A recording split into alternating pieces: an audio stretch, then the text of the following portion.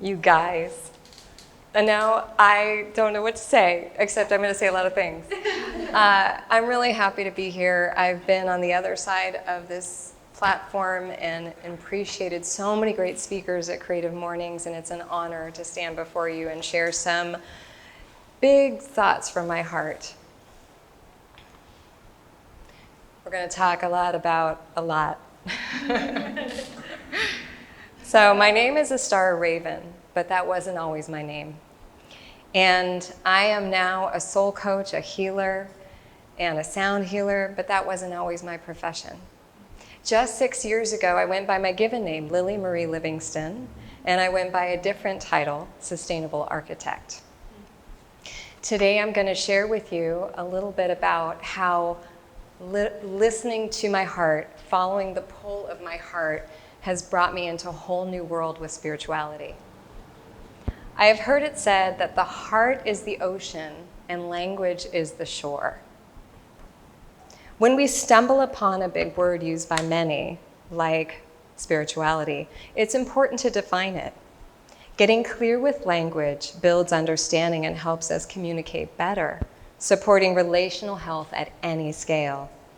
I believe our future depends on such relationship skill building. We can create a better future when we allow our oceanic hearts to successfully greet the shores of languages that are different from our own. I learned this lesson with another big word, sustainability. When I wore my environmental architect hat, I often led workshops with clients in our design team to green or make a building sustainable. The first thing we did was to align our intentions. So we would pass out sticky pads and pens and ask everybody that was attending to write down 1 or 2 words of what sustainability meant to them. I worked on buildings like labs and hospitals, so we often had more than 40 people there, which meant there were 40 or more responses to what sustainability is. And when we look at spirituality and we think about its bigness, then we can really look at how we look at words like sustainability and so many other words that we use again and again in ways that are so big. But at the end of the day, when we were in these rooms looking at these stickies, we couldn't believe how much room and space was held inside of the room in front of us. In fact, one of my meetings was held in this actual room right here. So it's the same with the word spirituality. For some, spirituality is a focus on the human spirit or soul as opposed to material things. For others, it might mean something else. The etymology of the word, as you heard earlier, comes from the Latin spiritus, which means soul, but it's also related to spirar, which means breathe. So it is as simple as breathing. And spirituality has meant different things across time. In early Christianity, it meant a life devoted to studying the divine. And in medieval times, it started to include mental aspects of being human. And today, it means accessing a wider experience of the sacred dimension, whatever that means to people. So I'm going to invite you all to close your eyes for a moment and just right now, think of 1 or 2 words, don't overthink it, just the first thing that comes to mind when you think of the word spirituality. And we're going to now open your eyes, and would you like to share? I'd like to hear some of the words in this room of what just comes to you. Love. Any joy. Love yourself. Love yourself. Calm. Calm. Nature. Divine light.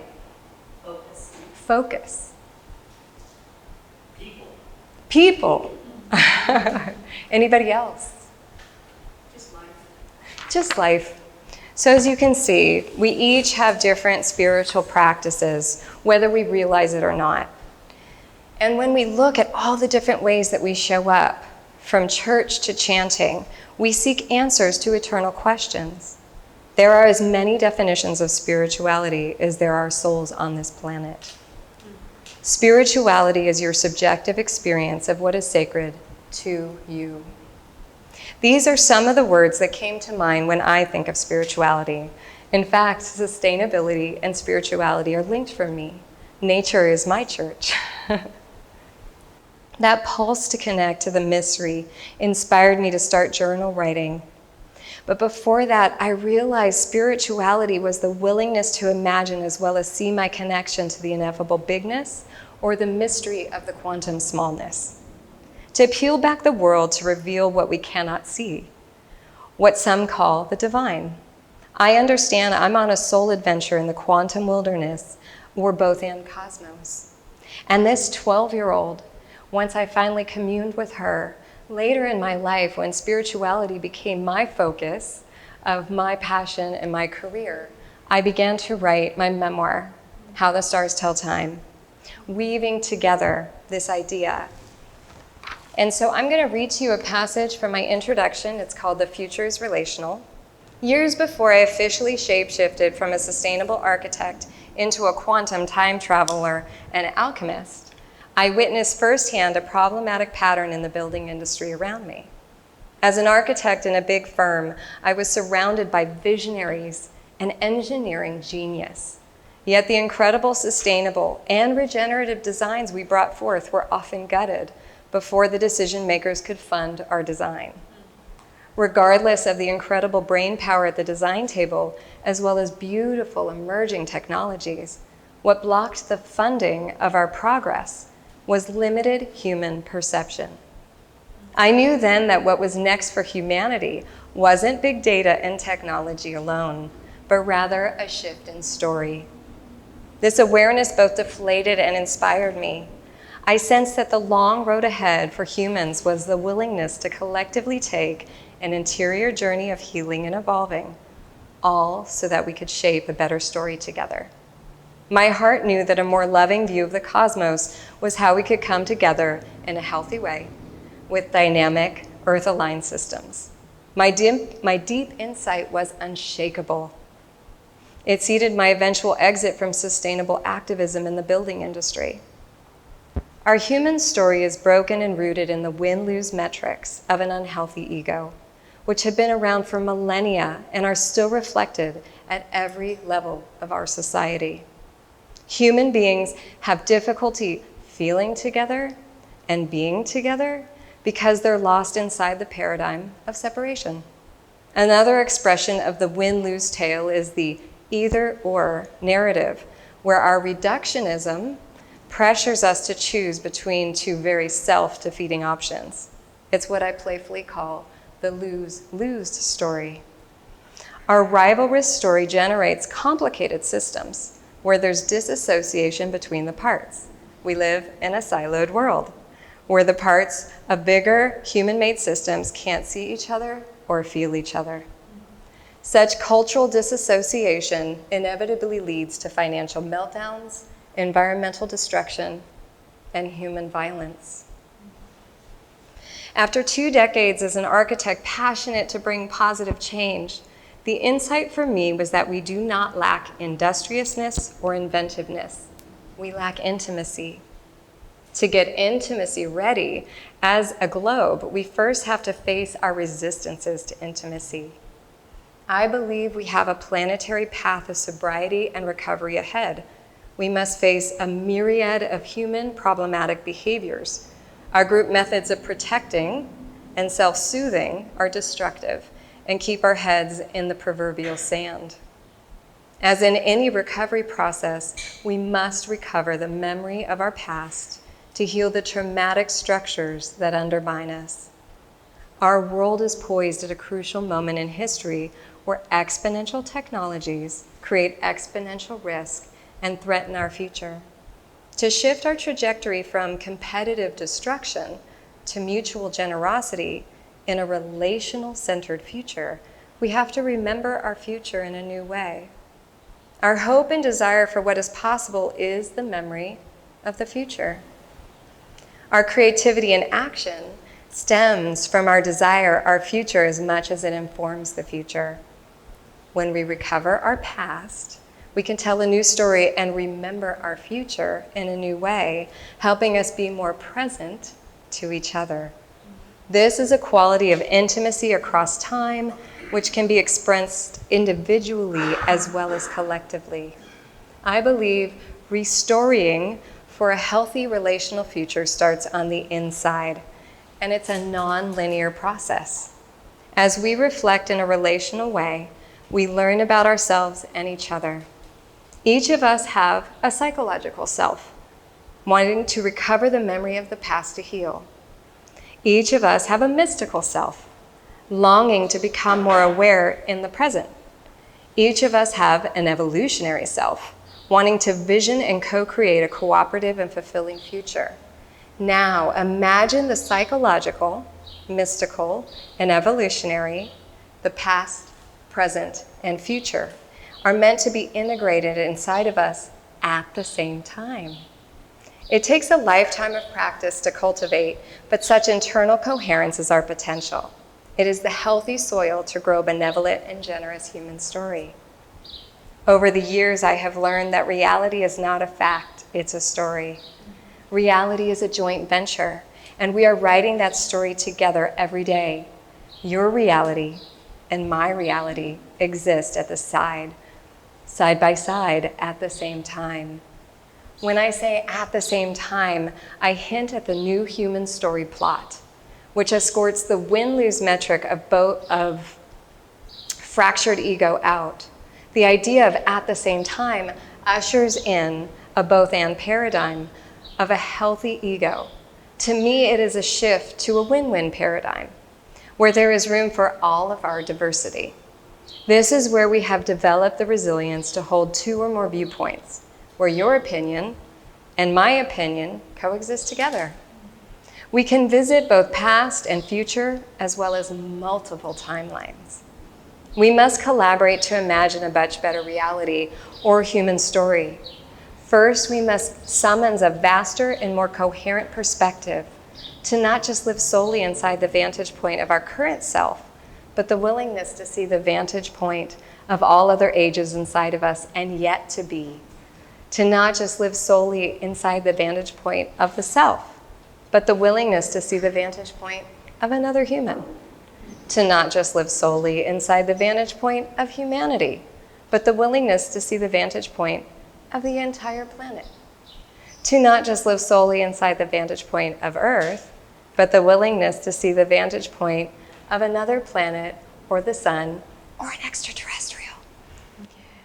To not just live solely inside the vantage point of our solar system, but the willingness to imagine the vantage point of another sun in another star system, and so on. Only then can a both-and or win-win universe shimmer into existence.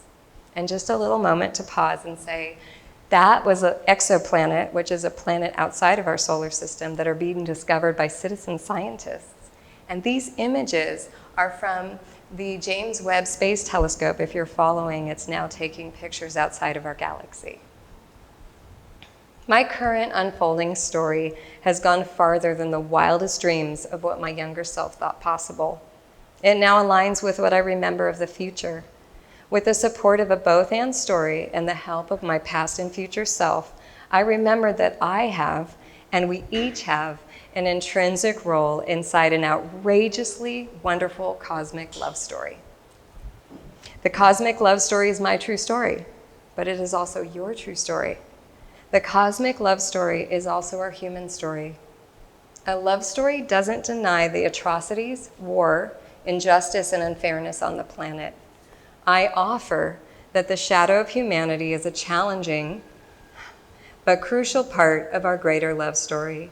We just have yet to remember it. When we pull beyond time for a more expansive view, we can see how all the foibles and destruction actions are a part of our evolution, with as much compassion and accountability as we can muster. We can do the essential work of recovery, reckoning, and repair. That exquisite, difficult work then generates more compassion and accountability. Reparation and compassion feed each other. Life tensions create classrooms for our soul, pressing us inward. When we go inward, that is when the magic of intimacy is available to us. It is also where we meet eternity. Time travel is a fancy way of saying, I'm standing in eternity. Eternity is not everlasting time. Eternity is outside of time. Time travel is powerful because we can commune with the past, present, and future all at once. It is part of a both-and cosmos. So what I'm going to do now is invite our musicians to get in cue, and we're going to enter a time machine together. So this time machine is the gate of your heart combined with breath and sound. And you can either time travel to the young self you wrote about on your name tag, or a future self you'd love some advice from. If you don't feel pulled to time travel, you can simply enter the now, where all timelines exist. You can meditate inside eternity. And so what we're going to do is we're going to you can close your eyes or do a soft gaze like you're in meditation, and just get comfortable in your body and kind of feel into the chair, and we'll get started.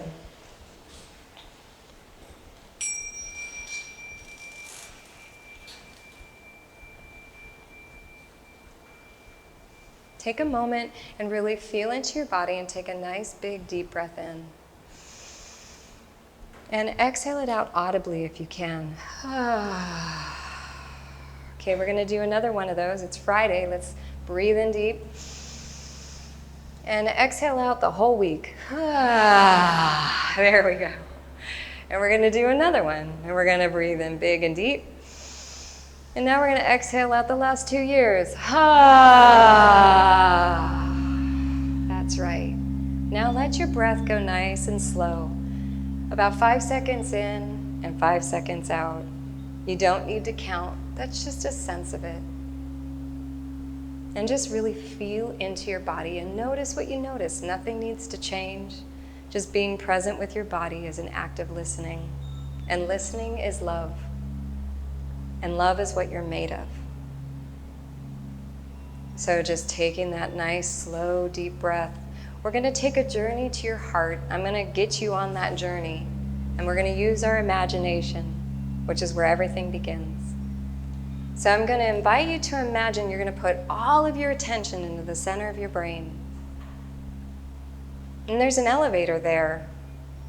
And in that elevator, you're going to step in with your presence, and the elevator doors close.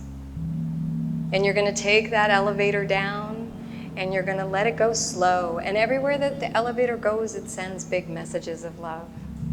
And it goes past your nose, down through your mouth and throat. And it goes down through your neck a little farther, into your clavicle area. And it comes to a slow, gentle rest into the chest, behind the heart itself. You're actually behind your actual physical heart. And the elevator doors open, and there is a tractor beam, because guess what? You're electromagnetic. And so the magnet of the heart pulls you in, and you let it. And you go inside your heart with all of your attention. And you can say quietly to yourself, let there be light. And just see if you see anything. And it's okay if you don't, because where you are is where you are.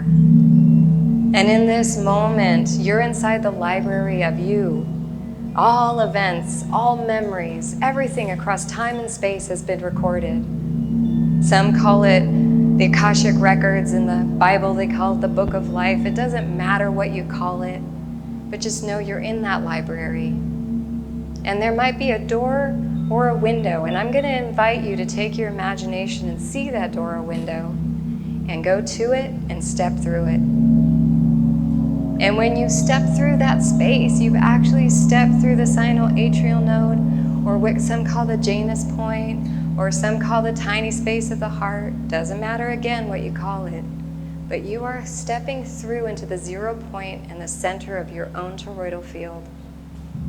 And this is the space where you can talk across time, where you can feel into the now or commune with other parts of you. And this is what I invite you to do, is drop into the sound and let it take you where you want to go. Enjoy your journey.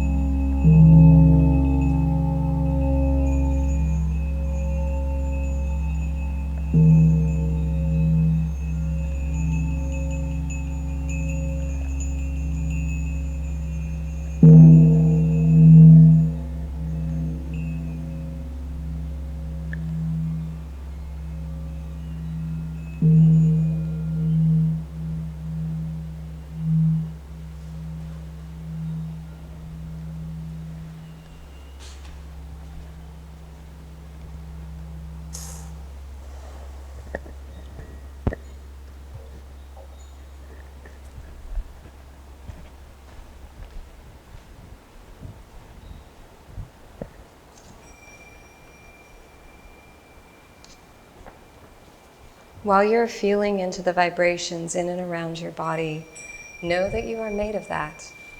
You are vibration, you are a song, you are music walking around on 2 feet. Breathe deep and feel if anything has shifted in your body. I'm going to read a poem to you. It's called A Song Singing You Into Being. There is a song singing the universe into existence right now. A song that sings you into being again and again. A song with no beginning and no end, endlessly singing before time was invented. The song that is you started before the wind that moves the trees. It started before math, microscopes, and telescopes. It started before words, yet is inside every single one you speak. Your song started in the quiet of the night sky that isn't quiet at all. We can't hear the melodious roar coursing through the sun's core, causing the fiery globe to move in and out rhythmically. Instead, the sun's song thrums towards us as warmth, growing every garden. Your lungs, your breath, your lips, the flute, your heart, the drum, as your pulse stretches through your fingertips. Your throat finds the note, a golden key, opening everything. Words swirl in the air around you, forming galaxies. As you sing in the shower, the car, and at the kitchen sink, notice what you sing into being. Perhaps a song of separation and lack, or even better, a melody with a greater chorus of the soil beneath you in multi-part harmony with the sun and moon. All the while, above you, Raven colors the blue-black backdrop to the scars with her caw. Around you, trees continue to chant to the dirt as their leaves whisper secrets to the sky. And downstairs, crickets offer their delicate stringed instruments to your coats in the front closet. Meanwhile, panther, invisible in the dark of a far-off jungle, fur rippling in response to the symphony you just began, walks the unknown beside you, listening.